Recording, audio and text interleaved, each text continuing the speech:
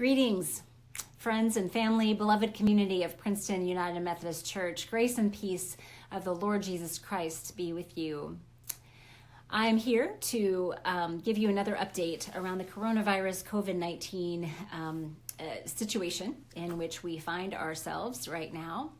And as I've said in other communications to you, that things change rapidly. They have been changing rapidly. Monday has felt very different from Wednesday, which has felt very different from today. And so I'm bringing you some updates and some things, ways that we need to think and things that we need to do to really care for one another. So tomorrow at 10 o'clock, there will be worship that will be brought to you via Facebook Live. There will be a very skeleton crew of people in the sanctuary bringing that to you. And I need you to tune in via Facebook Live. In the email that this is coming to you with through, there is some instruction about how to do that, along with worship materials to help you in that. We have changed the service up to be geared toward Facebook Live, to interacting with you, to helping you participate well through that mode. So it will not be as passive as it usually is when you are coming to worship via the internet. So we're going to be doing some things like that. So I encourage you to be with us via Facebook Live from your home at 10 o'clock in the morning tomorrow. And there are several things that are causing me to say that. After much prayer, consultation, many things with my spiritual director and other colleagues and even the mayor of Princeton, I know that we need to do even more today than we did 3 days ago, to keep this virus from spreading, to help it be contained as much as possible, to protect those who are most vulnerable to this virus. And this includes several things. So one of the things that's happened is that the threshold age that has been shared, it was 70 a couple of days ago. Now it's 60. So they're saying that those over 60 are more vulnerable to the coronavirus than others. And again, if you have that compromised immune system, history of respiratory trouble, these are all reasons that you need to take extra care and precaution. One of the most crucial things during this time is this social distancing, this maintaining 6 feet between ourselves and others, and not sharing breathing the same air that somebody else is breathing out.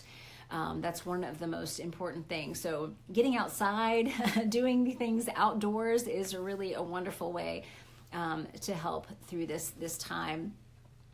We also need to be very aware of our own health and how we're feeling and our symptoms. And they may not be the symptoms of the coronavirus, but any symptoms we have of illness are indicating that our immune system is working to fight those things and weaken us at our ability to fight the coronavirus.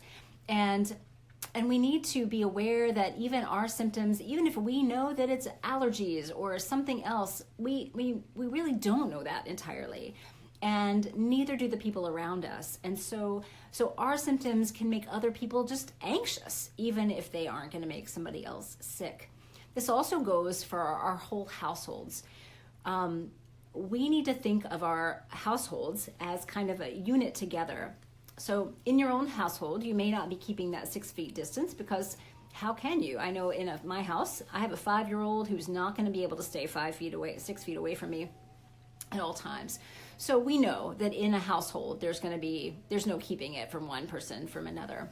But we can household from household keep our distance. But this even goes for symptoms. So if there's someone in your household that is coughing, we need to think that I'm coughing, that this is something that I'm bringing to somewhere else. We also need to understand that we don't have the ability through the testing that's available to us to know who has the virus and who doesn't.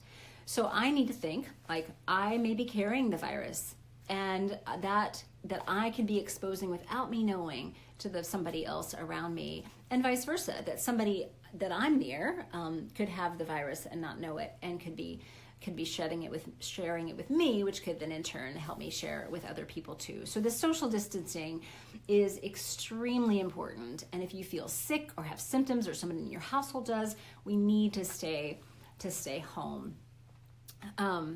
So this is why I'm asking you to worship via Facebook Live tomorrow, and I'm working hard to give you lots of tools to do that, and that it'll feel like a different service in some ways, but there will be much that will feel the same to you nonetheless.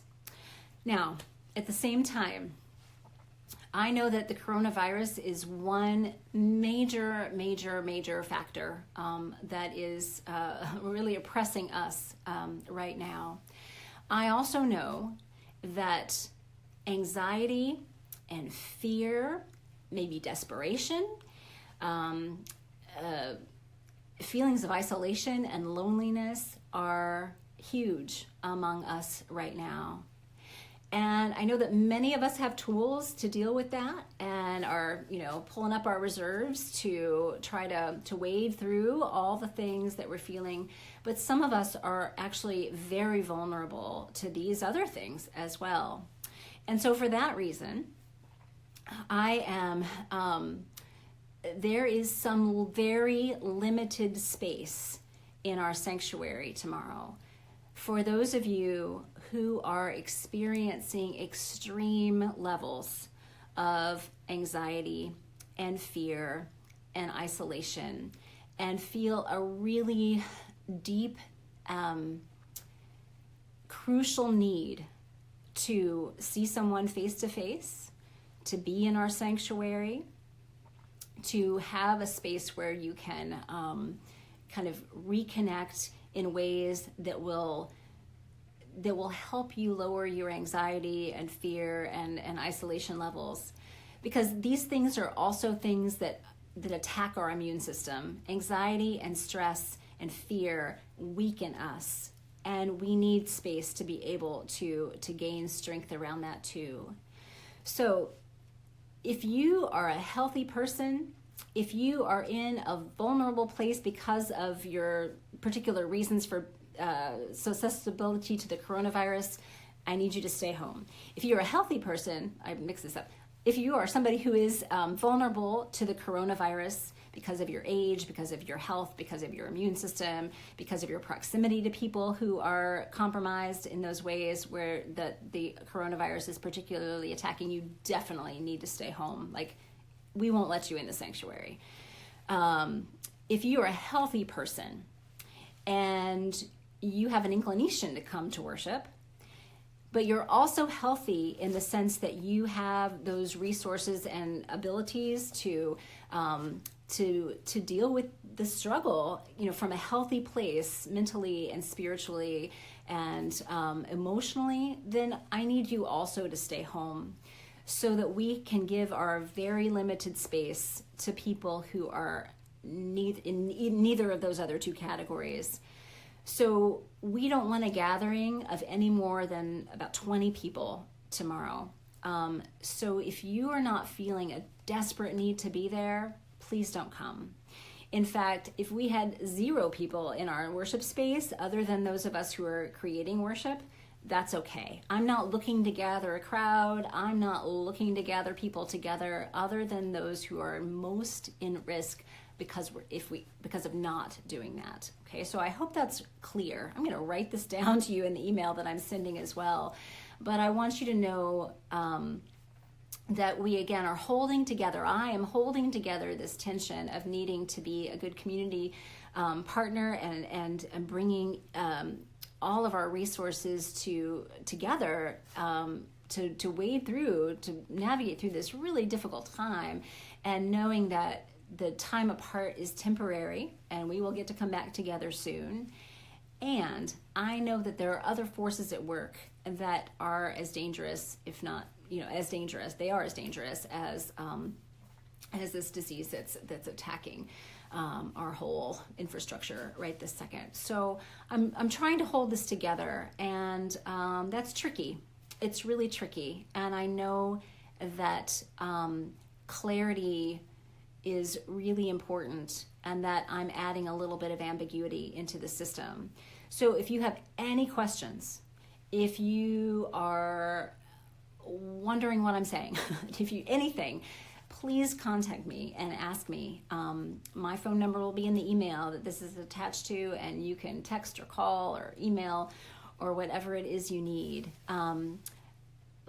Know that we are here and that we are connected in other ways as well. We have a whole circle of care that is ready to listen to what you need, who is ready to they're mobilizing right now to reach out to those that we know are more vulnerable in our community. But we need your help to know that as well. We may not know your need, and so please don't hesitate to reach out to us. I also implore you to reach out to one another. Part of this email is also a church directory, an imperfect church directory, but one that will help you have phone numbers and email addresses for a good number of people in our church. So I implore you to reach out to each other and keep finding ways to connect, even as we are just all in this place of flux and fluidity. Very likely, I will have another video or message for you in the next few days that will be more updated, and we're just taking everything little by little, step by step. Know that I am praying for each of you. There are, again, in addition to all these health precautions, and even in addition to the things that I mentioned around anxiety and fear and isolation, there is grief, there is struggle, there is uncertainty and unknown, and all of this is a hard space to be in. And I know that. And so I'm praying for you, and I want you to know that I and Skitch and Jenny and others on our staff, Yosong and Evangeline and our church leaders are all here to listen and to be with you as very much as we can, even given all these very challenging circumstances. So grace and peace to you, and I love you all, and I miss you. I'm so sad that I can't be with you all in person tomorrow, and I hope you know that comes from the bottom of my heart. I'll see you very soon. Take care.